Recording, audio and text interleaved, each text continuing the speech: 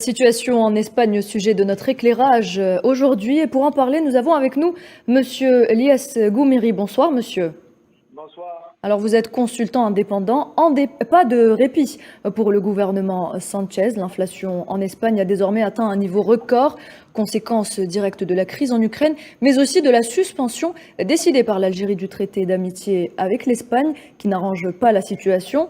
Le président de l'Union espagnole des hommes d'affaires annonce une perte estimée à 4 milliards d'euros actuellement suite à cette rupture entre les deux pays. Qu'en pensez-vous ?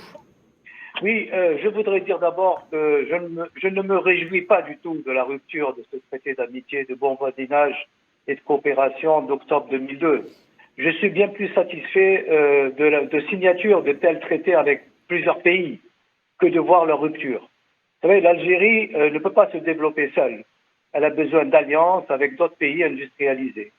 Mais toutefois, cette crise avec l'Espagne vient après cette crise mondiale dont vous parlez, après l'invasion de l'Ukraine par la Russie, et beaucoup de pays subissent les contre-coups de cette crise, même ceux qui ne sont pas du tout impliqués. L'Europe, principale partie engagée, subit l'effet boomerang de cette crise ukrainienne. Vous faites bien de signaler l'inflation en Espagne, mais vous pouvez aussi citer plusieurs autres pays, en particulier l'Allemagne, qui est tout autant, et la France, tout autant touchée par ce contre-coup. Aussi, l'Algérie doit faire face à cette double crise, en fait, et craindre également des effets boomerang. À toute crise, vous savez, il faut trouver une sortie.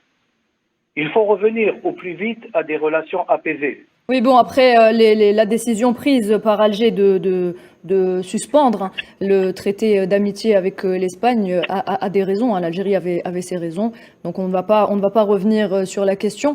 Merci beaucoup, Lies Goumiri. Merci d'avoir accepté de répondre à nos questions. Je rappelle que vous êtes consultant indépendant. Dans l'actualité également.